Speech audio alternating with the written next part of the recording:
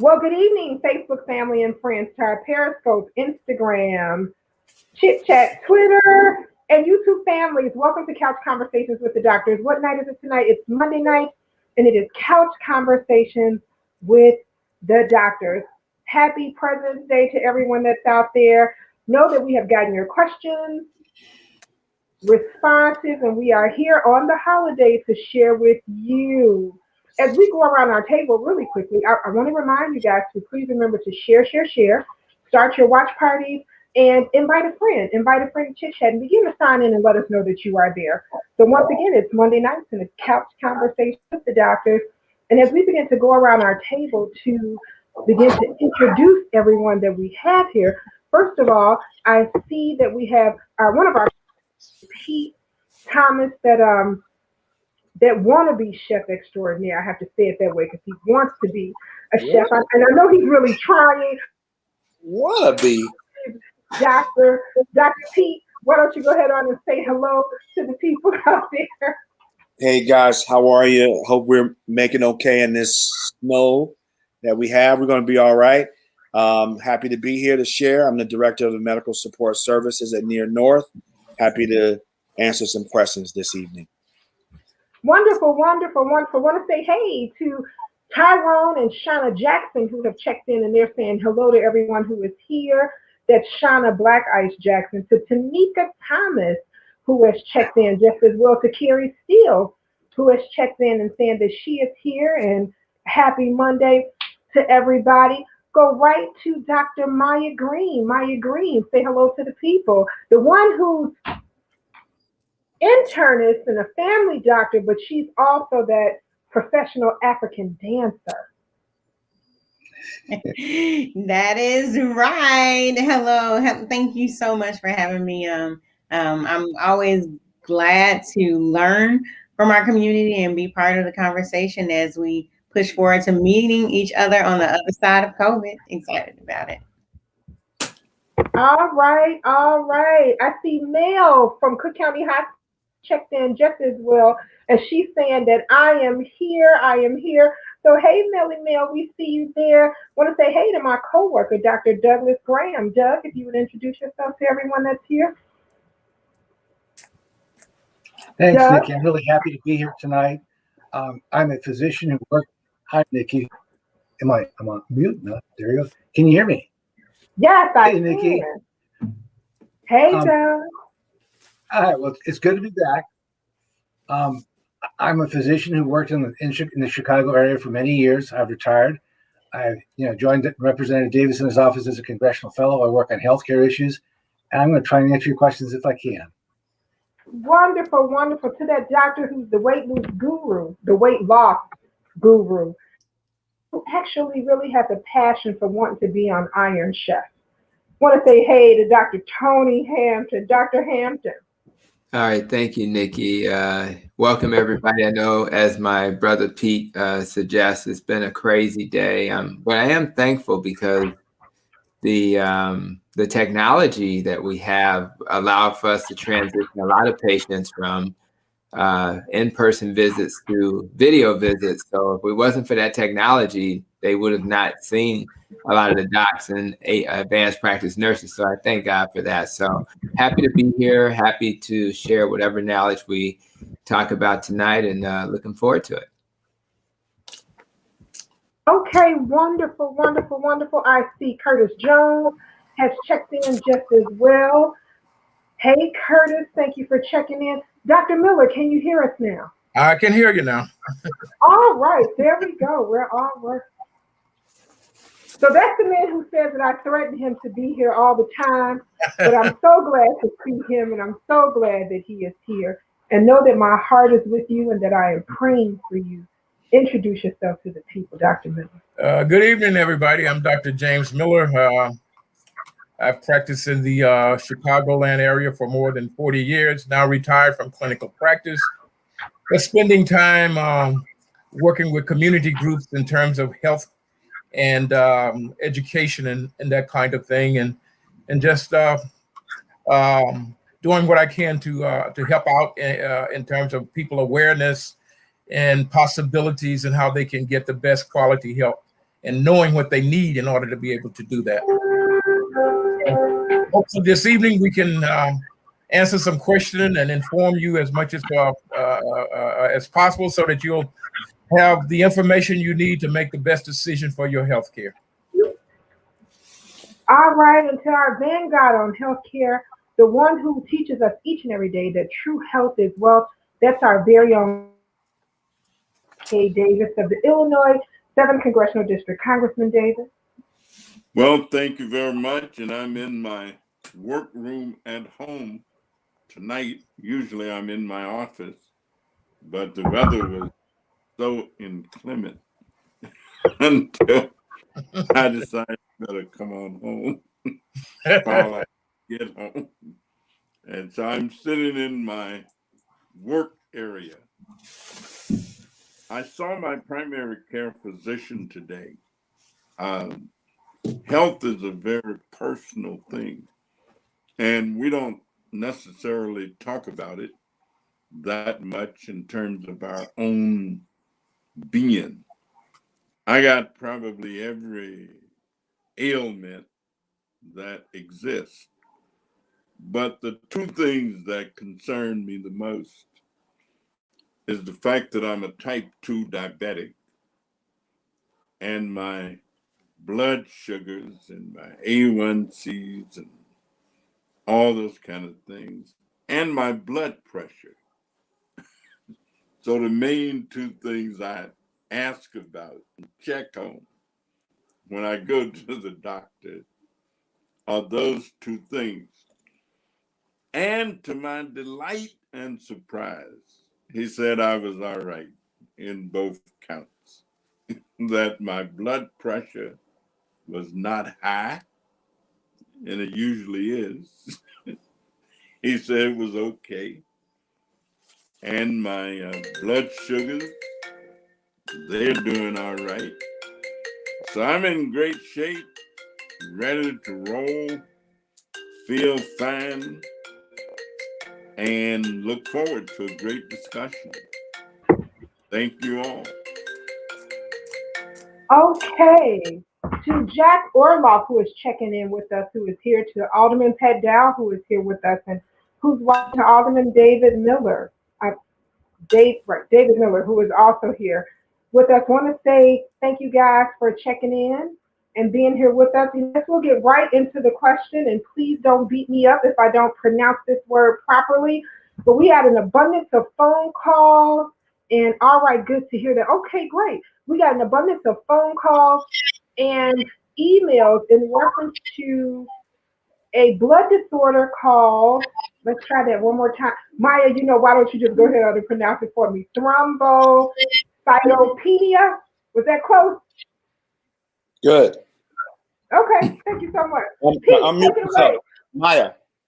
Maya, we can't hear you. Take it away, Pete. She'll catch up. Yeah.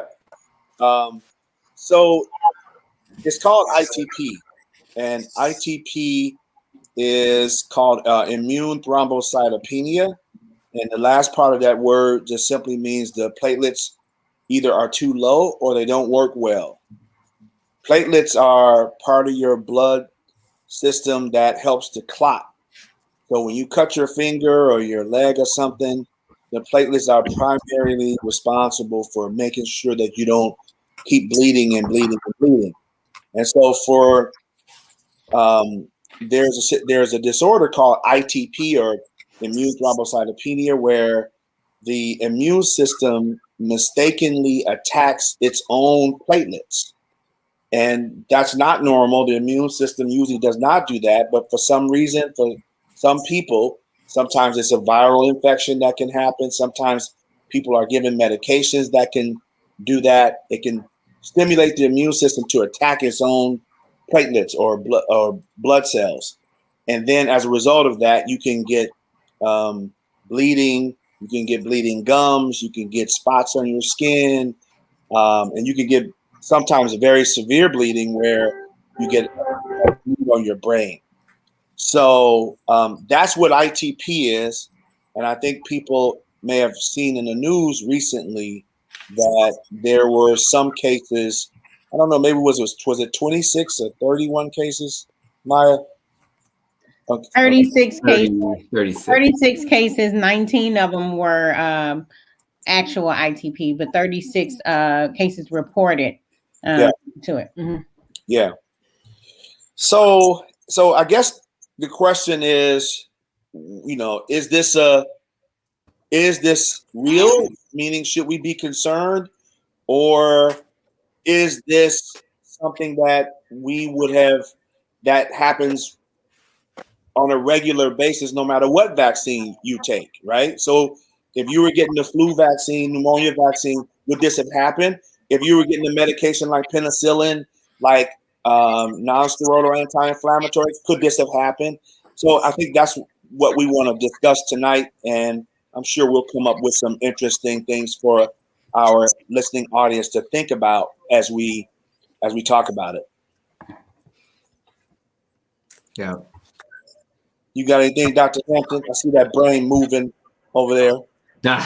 Well, I think the first thing that impresses me is when Dr. Maya said, 36 was the number, right? So the question becomes, if 36 people or 19, whatever the number is, got this thrombocytopenia, first question you would ask is, did anybody die? And clearly, we had this OB-GYN doctor die, but we got 43 million doses, that were given. And so even if you consider him a casualty of the war, it's one person and it's 36 people who have survived. That's the first thing that comes to my brain is kind of put things in perspective, right? And then the other thing is, I think about what about if the vaccine causes one person out of 43 million doses to die, then what about the people who get COVID? What's happening with those people, right? Yeah. And I think for me, I realize that one of the things I keep hearing over and over again that we've learned is that a lot of people who are getting the actual disease are getting the opposite of thrombocytopenia, low play. They're getting clots. Yeah. Right. So all that inflammation that's occurring from the disease, and it's certainly more than 1 out of 43 million. Let's be clear about that. A lot of these folk are really, they're having clots to their brain.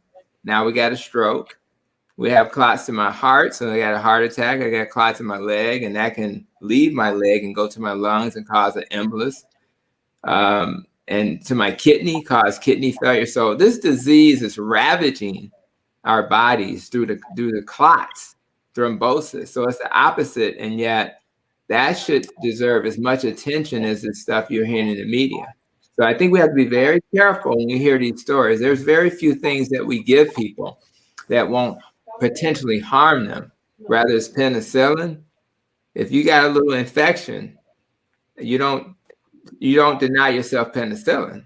You take the risk, and I had to take a risk when I came home in all the snow. Thankfully, I had 4-wheel drive. I mitigated the risk with a car that has 4-wheel drive, but I still got in the car and I took the risk because I needed to go to work so I can have a conversation with my patient. So I just wanted to just frame it around the comparison of the two. And I think that'll help people really start to pause and say, should I really be worried because one person died? And I'm sure he had some genetic predispositions that put him at higher risk for this for whatever reason. And I just want you to understand that there are, mumps, measles, rubella is the one that comes to mind. That particular vaccine has been associated with it, but our babies are getting their mumps, measles, rubella vaccine. And yet those babies, for the most part, are not getting sick. They're recovering quite nicely. And by the way, when I looked it up, it was 1 out of 25,000 are having this type of reaction. So it's actually way more common than what we're seeing with COVID. Right. I think the last I checked, there was hematologists that were gathering data, and what they think is that there may be an association, but that, to your point, Dr. Hampton, that it may be something in particular Lee, that was interesting about that particular person, Right. or those particular people that predispose them to getting the thrombocytopenia and the immune response to that. And I think it should also be noted too that you don't really get dangerously considered bleeds until the platelet count drops to a certain level too. Right. So we think about normal levels being between 150,000 on the low end to 450,000 on the high end. Well, people don't really bleed seriously until your levels drop below 20,000. And so I think what they're asking us to do as community physicians is to communicate with your patients and have the patients to then communicate with us if they do have a reaction. Let your primary care doctor know. Also, you can report them through a system that the CDC has, and it's a adverse reaction reporting system. It's called a vaccine adverse reaction reporting system. So I think those are the things that we can do. And to your point, I don't want to make too much about this because it's like it takes away from the big picture of what you said. More people are being harmed as a result of not getting vaccinated and getting COVID. And the morbidity and mortality is so much more higher with those folks than it is folks who are getting this rare reaction. Yeah. Could I just add a couple of things here? First, I think we don't want to ignore it because we do want folks to understand that, yeah, there may be a problem. But with all things, you have to really take risk versus rewards. Mm-hmm. The rewards here, again, outweigh the risks. And also it's going to take some additional evaluation and studying of those individuals that do have this problem too. As he said, there may be something that is within their genetics or within their system that leave them more prone to developing this. And so when we put any medication on the market, every medication has some potential side effects.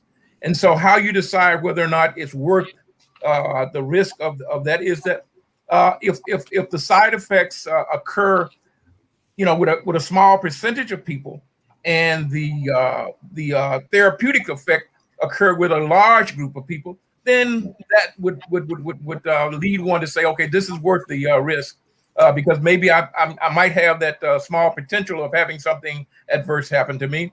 But at the same time, I also have this potential of having something that can save my life. And so I think that we have to look at it. We don't want to ignore it. We want to really not saying that because people tend to say, well, they want to push this in the corner, but we want to discuss it out in the open, but also make people aware of the fact that this is not that different than anything else that comes on the market that's a therapeutic advantage. And I just want to point out that 3 out of every 100,000 people in general, if we're talking about the general population, how many people will have ITP or experience ITP at one given time in a year or so, is going to be 3 out of every 100,000. So if we were saying, hey, this is 100% linked to this COVID vaccination, we have 52 million vaccinations have been, so it should be somewhere around 1.5 million people experiencing ITP. So it doesn't line up. It doesn't line up. So that is less than the general population. If we're linking it, then we can then say, hey, the incidence of getting ITP when you get a COVID vaccine is less than the general population. So let's just put that in perspective and put some numbers on that, Sounds like to me you're saying that when you count up all the exemptions, in all likelihood, you're not going to get it anyway. I'm going to take an exemption for being Black, take another exemption for being a certain age. So you'll be all right. You don't have to worry too much about that one, though. The other thing is that we don't have enough experience yet to be able to do what we do with other medications just yet, with the fair balance. If you ever look at the television commercials and Now they're running television commercials talking about tardive dyskinesias as side effects of medications that people are taking, or the fair balance that they do when they talk about the potential side effects of a particular drug all the time. I'm not trying to minimize this at all. Don't misunderstand me. I'm not. But we every time you take any kind of medication, there is a potential. And we don't, the difference is that we don't have the history with this medication like we do with years of history of other medications. So I think that the appropriate thing is to say, look, there may be other things that happen. We don't know yet. Mhm. But what we will be doing is we're being hyper vigilant and trying to watch for it and diagnose it as quickly as possible. So it doesn't mean that there's something wrong. It just means like every other medication. I mean, you give somebody just said you can give the wrong person penicillin and they'll have a really bad situation. And we've been using penicillin for how long? So I'm not minimizing it in any sort of way, but I just wanted to make the point. Well, my Wonderful. doctor I want to say that he had only had one patient who refused or just definitely said, no, I'm not going to take the vaccine. He said he's seen over 200 patients that he talked with and only one. So I said, that's a pretty good record. Yeah. 1 out of 200, that's not so bad. great. Melanie says, all right, good to hear that, Congressman. Jack Orloff says, hello, Congressman Davis, and hello to the Yolanda Williams says, good evening. Yolanda Williams also says, my condolences, Dr. Miller. Audrey Jaycock says, good evening to everyone. I want to take this quick statement from Periscope to the side. Thank you, Congressman Davis, for this wonderful healthcare panel. It really educates us all on how we should look at ourselves and our healthcare. You are absolutely right. Health is wealth. To Dr. Miller, hats off, Dr. Miller, to you and your brothers. You guys took the time out to care for your mom, and we love you. You were true examples of what loving your family really is. So, Dr. Miller, our heart goes out to you once again, and she did not pass from COVID. I want to be clear on that one. That was not the diagnosis. No, she didn't have COVID, and she didn't have a chance to get the vaccine, so no. No. Fighting the battle for a long time. But there's tons of support is pouring out, and this is from one of the pastors who actually wrote that on Periscope to you. From Tyrone Jackson, can you get ITP disorder from camping outside? Because this sounds very close to a disease that one catches from a certain parasite. Was that a question or something? Yeah. What was the question? Can you get ITP disorder from camping outside?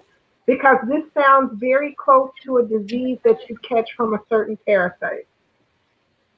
Well, You can somebody that practiced frigid medicine. It that's a good question. So ITP you can get post a virus, but I think the disease that comes to mind that someone would get that would cause what Dr. Pete mentioned, which is problems clotting in the blood or thrombocytopenia, is a disease. It's a tick-borne. And so when you get camping, there are things out there called ticks. There's a tick-borne illness called Lyme disease. And that has been shown to cause thrombocytopenia, but it's not the same thing as ITP. ITP is what Dr. Pete said. You're just chilling, and then all of a sudden your body is like, platelets. And like he said, we always talk about the breastplate of righteousness. It's the shield, and platelets essentially form a shield over your wound so you don't bleed out, right? So ITP is when your body is like, I don't like you either platelet or it attacks your bone marrow, which is where the platelet is made, and then you get it, right? Lyme disease is caused by a tick, and it gets on you, bites you, causes this like disorder and this cascade of things. And one of them is things that happen in your blood, which is thrombocytopenia, but it's not the same thing. Okay. Lorenzo Burton says, I want to thank the first vaccine on Sunday 2/14. I took the vaccine after hearing several different discussions from the panel. Thank you, Nikki. And some of my friends think I never should have took the vaccine, but he took it. So you made the good step. Linda Johnson says, hello to everybody and good evening. Are there signs of ITP that you should look for after you've had the vaccine to share with your doctor? Yeah, you're gonna notice bleeding gums. You can get bleeding gums. You can get a rash, like they call it petechiae rash, but it's like a spotted rash, like a purple little dots on your skin. And the petechiae can eventually turn into large bruises on your skin. And those are basically when the tiny blood vessels are leaking blood into your superficial skin. And then later, if the bleeding is severe, you can get bleeding in your joints and you can get bleeding in your brain. And so you should, again, if you notice any bleeding in your stool or anything like that, bleeding gums, and now many people have bleeding gums anyway from gingivitis, but if this is, we want to be particularly hypervigilant right after you get within 24 hours of getting the vaccine. You want to start to notice anything like that. Now, if you have bleeding gums prior to that, then don't go running into your doctor's office thinking you have ITP. But to Dr. Miller's point, don't be afraid to call and say, "Hey, I'm concerned," because you never know. Sometimes patients are unaware of their labs. We may already be aware that your platelet counts were low even prior to getting the vaccine. So if you call us, you call your PCP and tell us, "Hey, I just want you to know I got the vaccine on Tuesday. Wednesday, I started to notice this rash," and we can tell you what you should do. And that's the next question that was on IG. How soon do these symptoms kind of pop up? So you said usually like a day or so, Dr. Pete? 24 hours, you should start to notice something, but I would be aware just, moving forward after you had the vaccine, just be aware of what's going on with your body. All right. Samuel Scott says, good evening to everybody. Brittany, you look like you want to say something. You muted that. Yeah, sorry to join late. I'm Dr. Brittany James. I'm a family doc. I practice at Miles Square, South Shore, and I also teach at University of Illinois. I'm assistant professor there. Really happy to be here. Very rich conversation. I will just add in, as we're talking about the rare events, just emphasizing the great points that my panelists are making. That on the overall, you have to weigh, not just focus in on the rare, the rare side effects, and those are important, and not to minimize those, of course, but also looking at, the grave benefits that can come and the protection you can get, and the comparing it to the risk of not getting a vaccine and getting COVID, and what can happen if you get COVID. So just want to echo that as we're getting into some of the side effects. Great. I don't know if I said it, but Sandell Scott says, good evening, just in case I didn't, she said it. Jacqueline Robinson Ivy says, I wish more people would tune in weekly. I have learned tuning in. Thank you, Congressman Davis, and to the doctors. Audrey Jaycock says, why are many more locations opening for the vaccine when the availability of the vaccine is so low? Well, it's been low, but, President Biden just ordered 2 million doses last week. 100 million, yeah. And of course, that means that, more vaccine is going to become available. Plus the, I think Johnson vaccine is being approved, and that's going to add to the availability. Plus, last week, I participated in 2 markups. One markup, we voted out $941 billion. And some of that's going to be used to purchase vaccine. In the other markup, we voted out $350 billion. And some of that money is coming to state and local governments, and some of it will be used to purchase vaccine and what's needed to distribute it. So I think we're going to see the availability increase dramatically beginning now. I have actually been waiting until I saw assurance of that before calling up many of the people in my district, urging them to make use of it. But I didn't see much point in calling them when we weren't sure how much availability would be. Now that it looks like we're going to be okay, then I'll go ahead and do that. So we're going to be all right in terms of, we'll never have as much as we need. We'll never have as much of anything that we need except problems. And so we won't have all that we would need, but we're going to have more than we've ever had. And we're going to have a much greater chance of getting what we need, I think, than what we've had in a long time. So I'm optimistic about it. And Audrey, I think we'll be all right. And I'll just add that the logistics of the preparation for this is pretty intense. I mean, I've been told that we had to do at least 1,000 vaccines per day, which meant most of our clinical sites couldn't handle that volume. So now we're going to be doing some things at a site, Imani Village, on the south side near Trinity.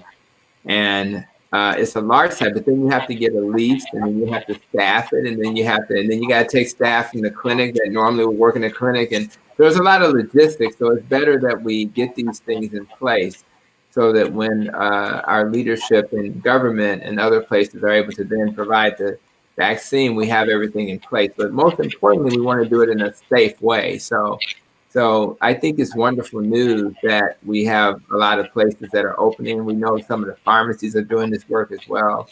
And we don't really care who does the work. We just want to get the work done so we can vaccinate 300 million or more people. It's a big number.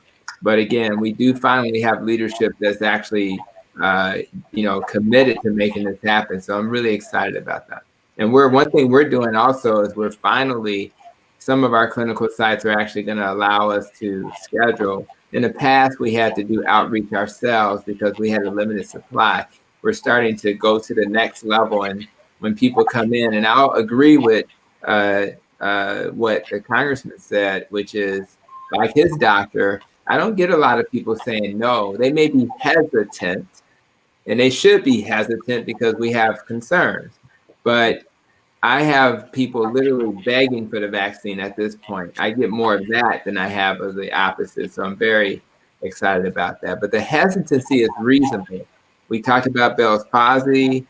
We talked about anaphylactic shock. These are real things, but I know for Bell's palsy, we're getting probably less cases than, as described by Dr. Maya, than the regular population gets it. So we really shouldn't be too worried about these things, particularly when they're reversible, like Bell's palsy. Those are reversible things that are self-limited, and they usually don't kill anybody or anything like that. And we haven't even had people dying from anaphylactic reactions because our teams of clinicians are prepared when that happens. So So you should be fairly reassured that if you have a reaction, the chances are very high that you will not end up like that OB-GYN doctor in Miami. Yeah, I think it should also be noted. Saying that the state of Illinois, the Illinois Department of Corrections, are getting ready to start vaccinating people in the penitentiary. Yeah. That is in the state penitentiary. And you'd be surprised at how hard we had to fight back last week, because there were people putting amendments on the floor not to vaccinate people in the penitentiary unless all law enforcement people everywhere had been vaccinated. And I mean, we had to fight that back. Yeah. And who need to be vaccinated more than people in close confinement? Yeah. That is, people lumped up together in the penitentiary and in jail. And you're not just, you're protecting the people that work there as well, Congressman. It's not just the prisoners, you're protecting the people that work there. And I would argue that's probably the highest risk environment. I can't think of a higher risk environment, maybe a nursing home, maybe, but the prisons are the highest risk environment. Yeah. And I think the other thing is we've always talked about it, is that it's to everybody's advantage to vaccinate as many people as possible. Yeah. And so we understand that there's not enough to go around to everybody at one time. But back to the question originally, why we're creating as many spaces is that when the number of vaccine become more available, then we can vaccinate a lot more people quicker than if we just had a few spots. So the more spots that we got that we can vaccinate, when those vaccines become available, we can move rapidly and get more people vaccinated, which is the ultimate goal. In my district alone, there's close to 200 sites where people will be able to get vaccinated at. And I mean, that's pretty good distribution. And then plus you're able to just call a number and find locations and all. So I don't think locations will be a problem. And then there's a proverb that says, like, how do you eat an elephant? And the answer is one bite at a time. And I think what we're speaking to is, especially in certain communities, right? Because we talk about COVID, one community won't hear about the other, right? The solution to COVID, there's two parts to every disease, right? The pathogen or the virus itself in this case, but also how society responds. And a lot of times we'll be good about that data. We'll be good about all, we got, like when we look at HIV, we got medicines to treat HIV. We got medicines that should control the diabetes. We have this or that, but every time we miss that human aspect, we fail, And so for this, we have to unify. That is the solution. Unity is going to be the solution to this. So it's going to take everybody doing their parts, especially in historically over the communities, right?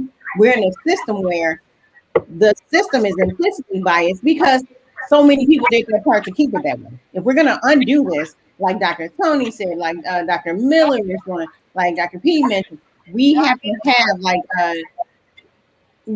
have all these organizations collaborating, and it doesn't necessarily need to be labeled or named, it just needs to be done. And so that's the only way we're going to do it together. We can't beat this in silos. And when we beat it, we'll beat it together. Yeah. I think also that right now the data says that we're vaccinating about 2 million people a day. And the Biden administration said we want to get to 3 or 3.5 million people a day. And we're currently at about 11% of our population. As we know, we want to get to about 70% of the population in order to obtain herd immunity. And I also just want to add, because we're at about 11% for dose 1, where, they still had question about those two. And I actually just looked this up. I just came from the talk on this. So I just looked up and found out that the second dose we're at 3.5, about around 3%. So we also have to look at that. And I'm very hopeful about the new vaccine coming out being one dose. About, that might be something that's a little easier, to get through. But I think we have to just make sure we're stressing the message as well. Whatever vaccine you get, at whatever time, just make sure you finish that full course. If you're going to get one, if it's a 2-dose shot, you got to go back for that second one. So I just want to make sure I threw that in as well. Great. Pastor Shannon says the Chicago Sun-Times, he says, I read an article in the Chicago Sun-Times that says Blacks and Latino Chicagoans trail white in the COVID-19 vaccine. Stories, Illinois Black and Latinx residents getting fewer COVID vaccines. And also that just about 37% of predominantly Blacks in the Roseland Community Hospital staff just received their vaccines and refusing. Why is it that African Americans and Latinxers are not in line to get their vaccines? That kind of leads into a question that we have here from Reverend James Brooks. Pastor Brooks here over at Lawndale at Harmony Church says, I have talked to many Gen Xers and younger millennials who are totally against the vaccine. Many of them seem to get their information from bad sources on social media. How do we counter this? Any docs have any success in convincing the younger generation? I want everyone in North Lawndale to be vaccinated. Such great questions. I was just gonna. Sorry. Sorry, I didn't mean to cut you. I didn't mean to cut you off. He said, "Go ahead." Go. Oh, okay. Sorry, I'm in and out too. You are freezing, so I apologize. Somebody need to mute, but now we're fine. Go ahead, Brittany. Oh, okay. Sorry. I'm cutting in and out, so I just want to make sure I'm not talking over anybody.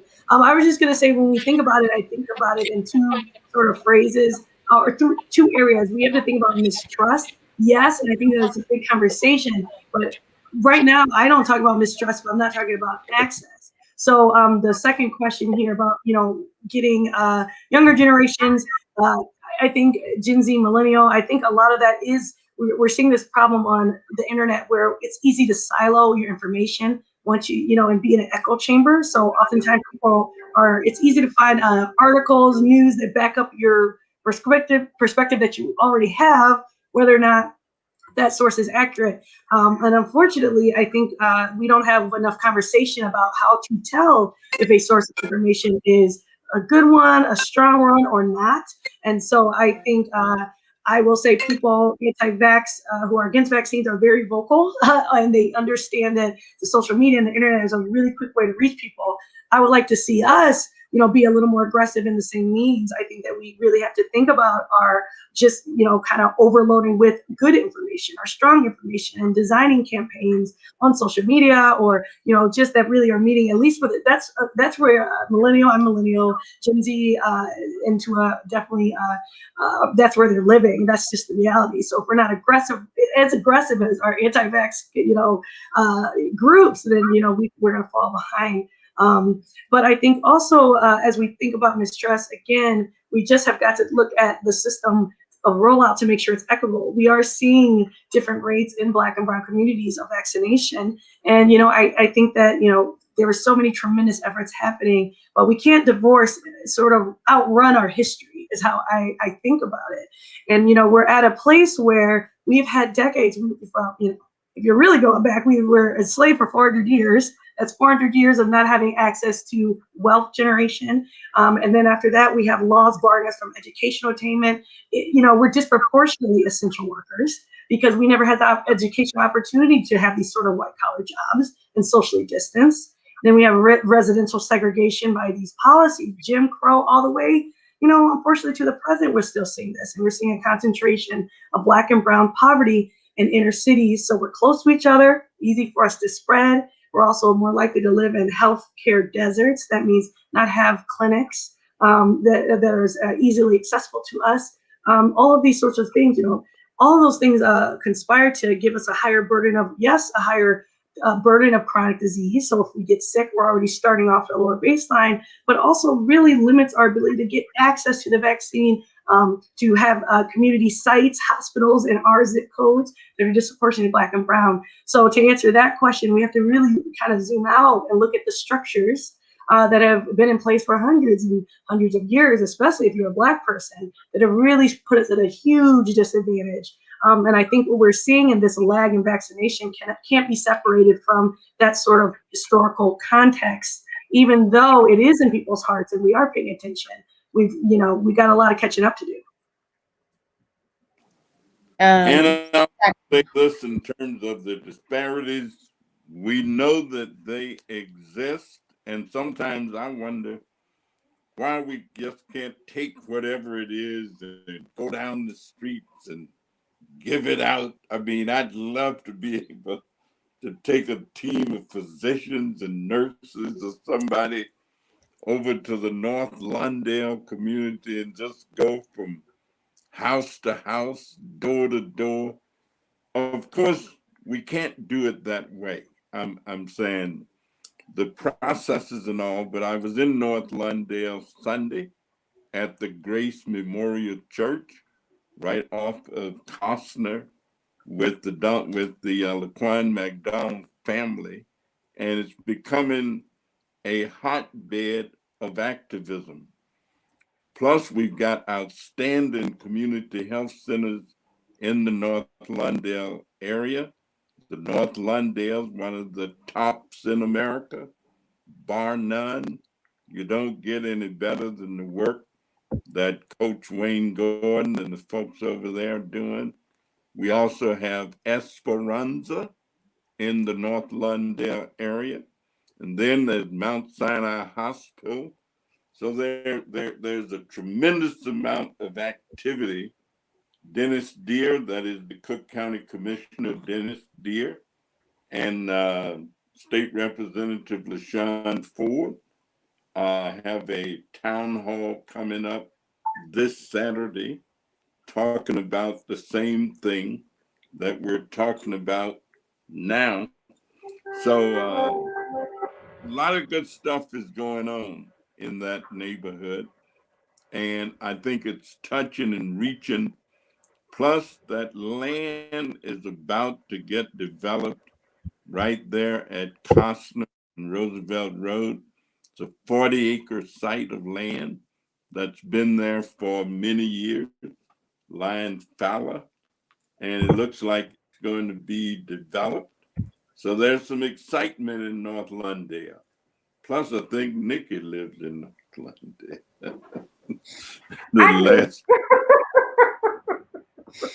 About to give out your address. Go ahead, Maya.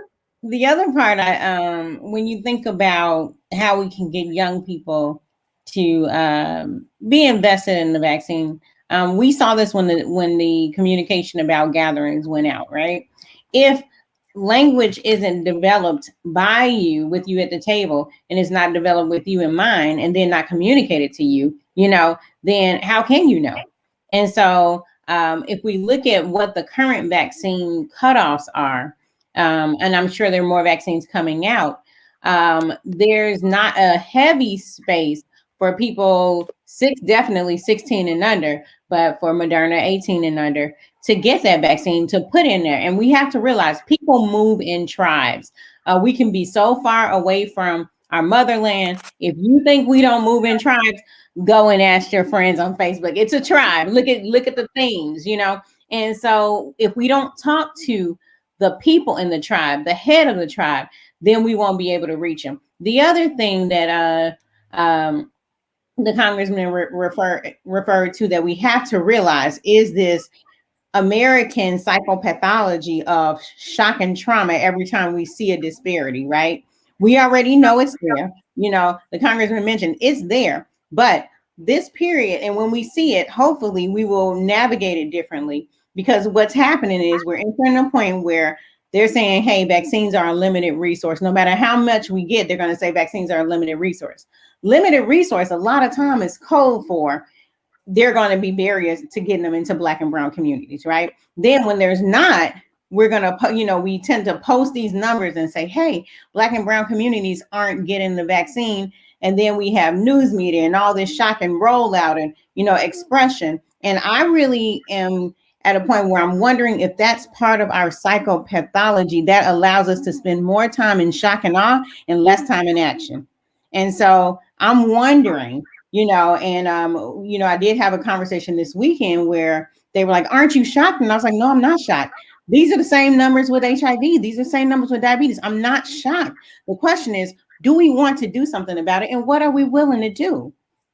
And so that is the thing. And then one more thing, Dr. Brittany mentioned, what I love is the history. So when you hear that Black and brown communities have vaccine hesitancy and things like that, we talk a lot about mistrust, medical mistrust. And every time I hear it, I have to say, I look forward to the day where we're named that as a lack of trustworthiness of the medical community towards Black and brown people. And so that's a lot different. It sounds like a nuance, but that's different from Black people and their medical mistrust, And so once we begin to name that, if we're going to have that conversation, have the conversation within the context of the truth that Dr. Brittany has named, and also realizing our opportunity to navigate and circumvent this period where we lose a lot of time in shock and awe. We spend a lot of time there, and then the next thing you know, the next disparity comes back down, and we move to being shocked about that. So some of the things we can do to reach the population is, once the vaccine comes out that we can address that age with, we have to look at who the heads of those tribes, those community ambassadors, engage them at the front of it. Now is a good time to engage them before the vaccine comes out for them. That way, when it comes out, we have people that can help us develop the language and the style of communication. Yeah, I just want to echo what my colleague said. I love it, Dr. Meyer, Dr. Brittany. And this idea that the playing field has never been equal, and the idea that with the playing field never being equal, we can't play the game as if it was. And so we do need to get very creative and think outside of the box around how it is that we're going to mitigate the damage that's happened and that will happen if we pretend like the playing field is equal. And then I just want to say, in terms of how we're managing the communication, we do got to talk to those villages. We do got to talk to the heads of those tribes. And with that, it comes a certain amount of empathy as to what it is that we've been through. I think the community is looking for, and to your point, Maya, looking for us to acknowledge what has happened. But once we acknowledge it, now we're saying, but we got to move forward now. And moving forward means getting this vaccine, normalizing our life, and getting our community back healthy again. And so that language is very, very critical. And I'm sure my colleagues remember, I remember being a medical student and our entire team would come in to see a patient, and you're the most junior person on the team. And yet the patient, our senior attending would tell the person what they wanted to do, and we're going to do this procedure and all the rest of this. And then as you're leaving the room, the patient would say to you, come here for a minute. What are they saying? What do they mean? What should I do? And that's the power that we have. And I think we need to harness that power to say, hey, we need to endorse it. And I think forums like this, and I thank Congressman Davis for having this, forums like this helps to endorse and leverage that power. Yeah. And also that, we have to figure out other ways to deal with dis and misinformation that is being given to people, or that people are listening to within the community, because it isn't just a matter of saying the facts, but then you also got to counteract the misinformation that is being given to people, and they are reacting to that for one reason or another. Sometimes that becomes the most attractive thing to that which isn't correct. And so in addition to educating the folks about what the real issue is with COVID-19, as well as what it is that the vaccine means. We got to go back and figure out all the other stuff that's going on, that's out in social media out there that people are listening to. And that's where they're spending their time. They're not spending their time listening to us tonight. They're spending their time with this other stuff. And we got to figure out how to get it to it.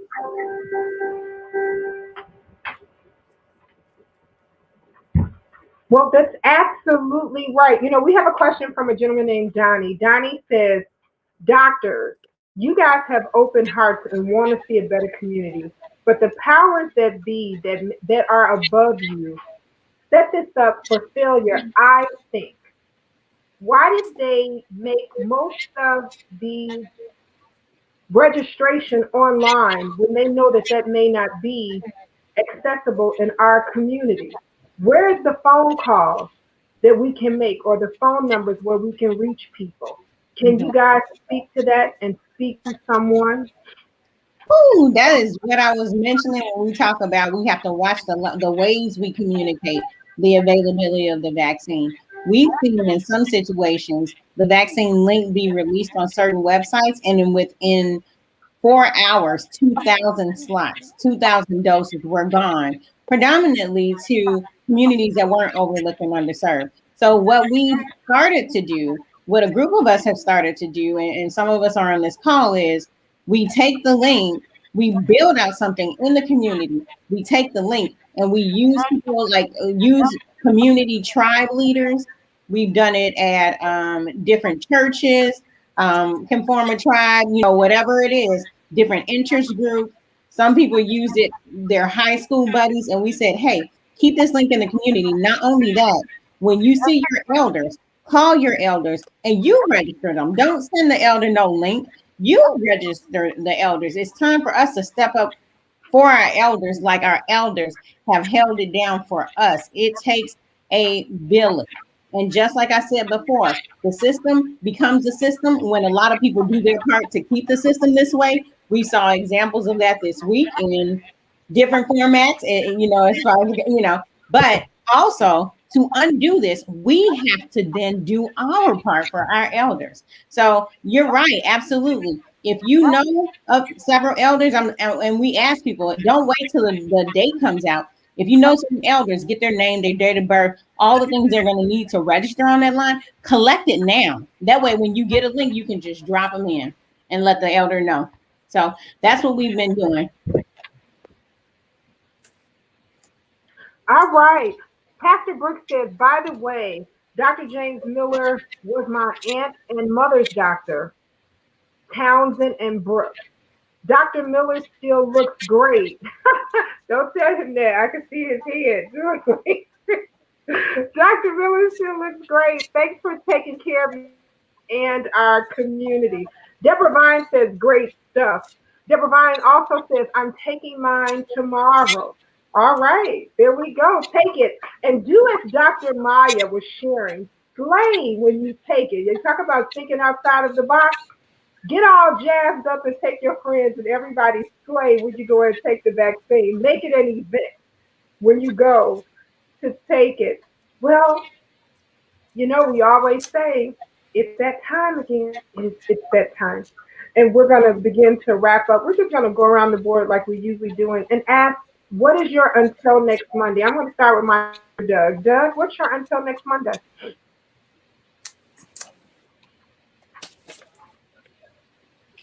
Doug, you're muted.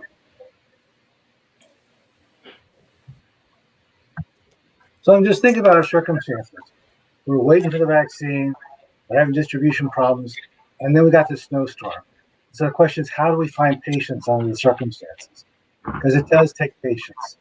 And so for next week, I'm trying to learn something new. I'm trying to find something new to keep me going, to maintain that patience.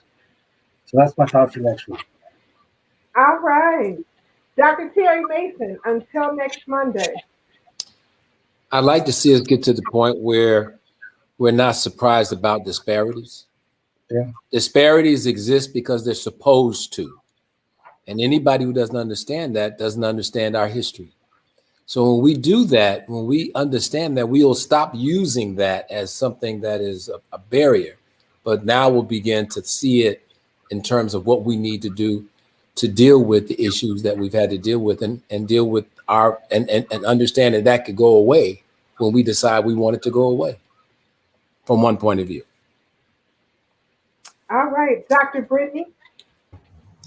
Yeah, I'm also thinking about just the snow that's coming in and how cold it's been. I'm thinking about my patients who are unhoused or housing insecure. I'm thinking of them out there, and I'm reminded, and I hope that we all remember that, yes, we are fighting a pandemic, but we have been at war for a long time against a lot of foes that have our community really suffering. And those don't go away even after we get this pandemic under control.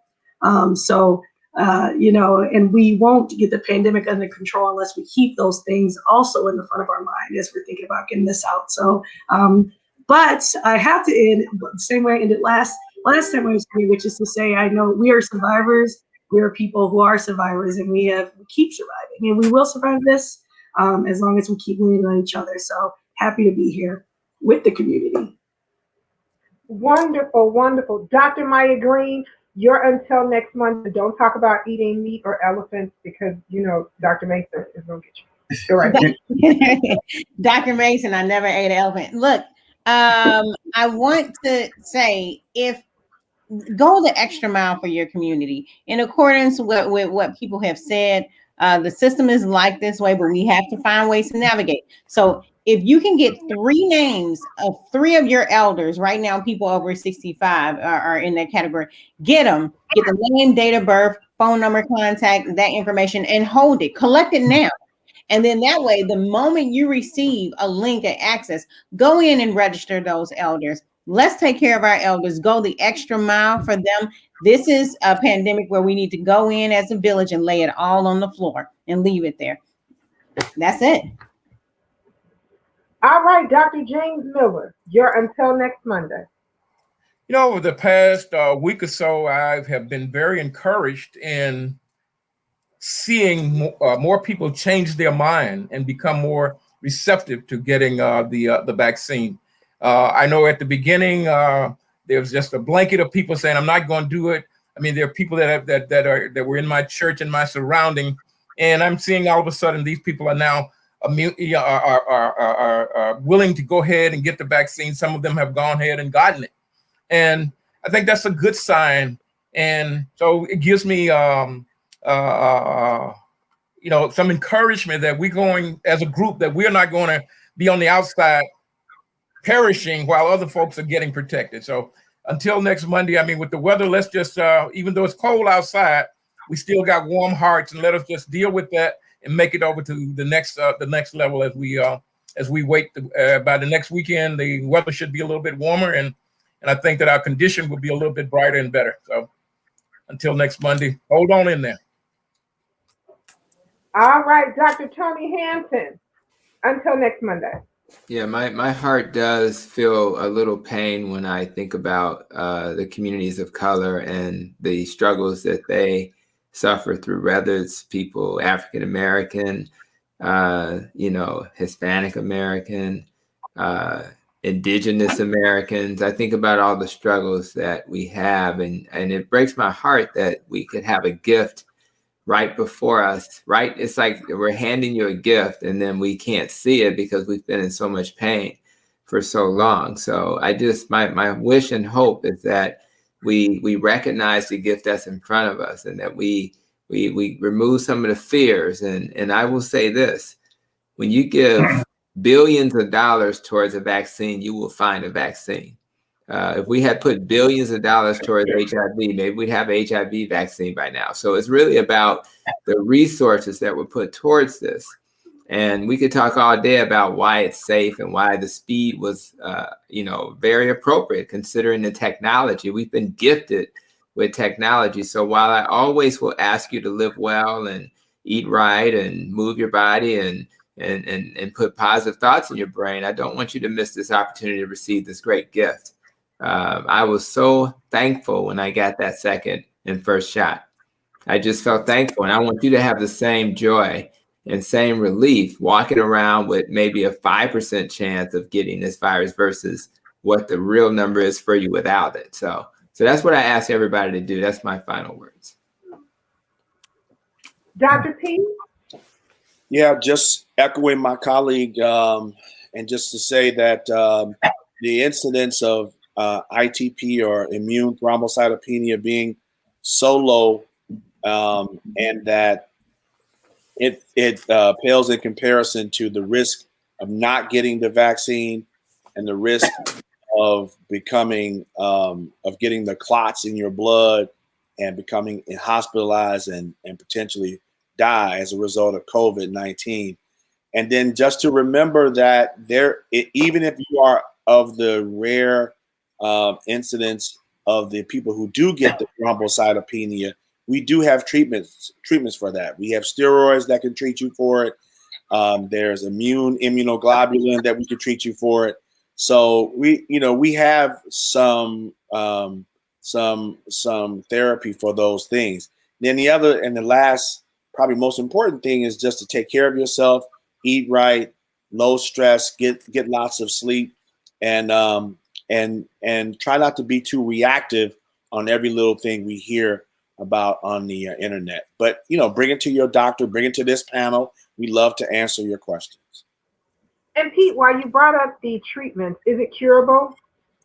Well, so again, those are the treatments for that, and it all depends on why the person actually got the low platelet count, but those are the usual therapies.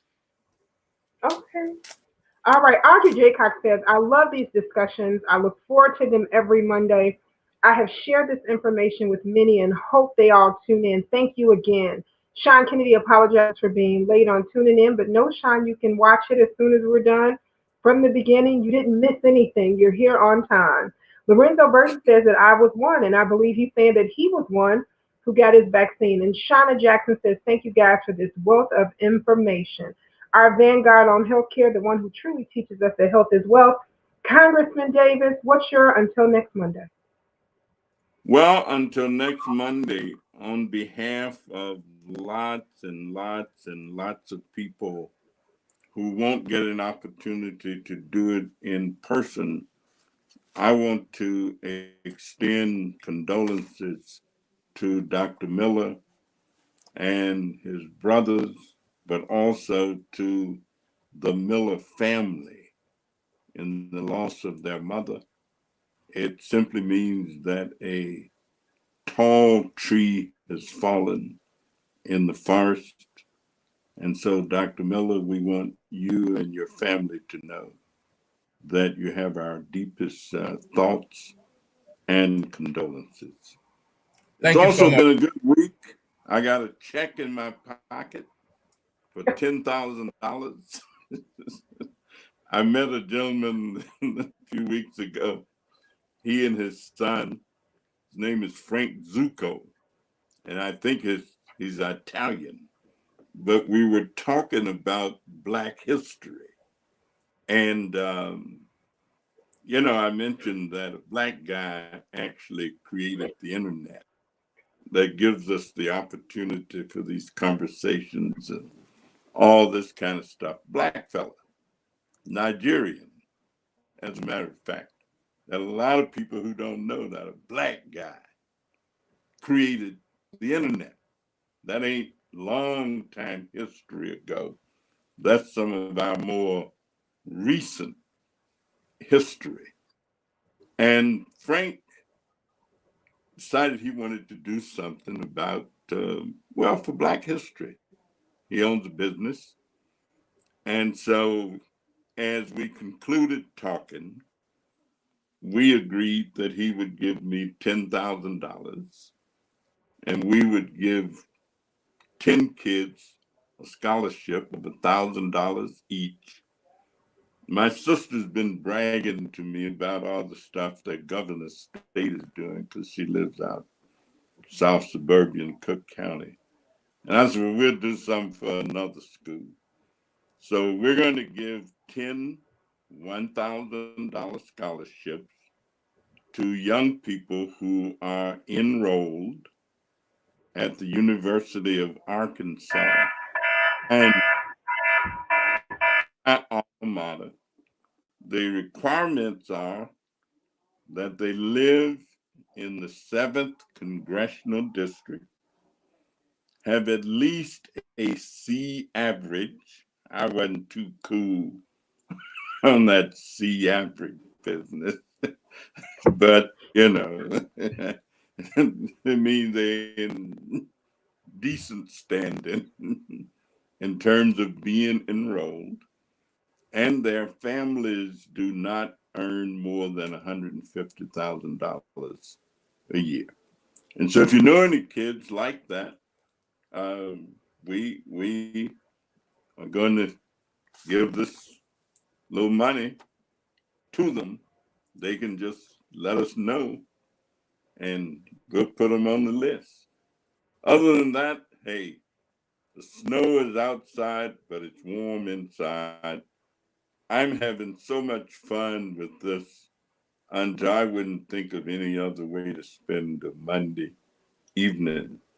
Ladies and gentlemen, we thank you so much, because you can hear from the individuals who call in and who respond and who say what they say. They are actually gleaning something from these discussions. And we'll keep on trying. So thank you so much, Nikki. It's been a good evening. And I hope everybody is safe, secure, warm, and inside, as I am. Okay. Wonderful. Have a good And night. remember to join us here next Monday, same bad time, same bad channel. Remember to social distance, that's stretching those arms out. And if you're touching somebody, ask them to move over just a little bit. The vaccine is here and we've come so far. And even with the vaccine, you got to remember to stand up and mask up. So keep that mask over your nose, both places here, over the nose and mouth. Remember, those droplets are one of the problems. And also remember to wash those hands. Wash them really good, really, really keep them washed, and then moisturize them after you wash them. See, you need to moisturize. I've learned that myself. So wash them hands really good. As Dr. Maya would say, get all in here. And Dr. Tony Hampton is going to remind you to put a little moisture on them after you're done. If not, they're going to look a little leathery, like mine are beginning to look. I don't have a mask, Oh, but so I just Doug put his mask on for you. Doug got his mask on for you, and Dr. Hampton does too. So we'll remember to see you right here next Monday night. Remember to send your questions. Continue to do it. We get those questions, and you know that we try to share as much as you with you can, as much with you as we can. All right. Have a great Monday. Happy holidays to see. everybody. Bye-bye.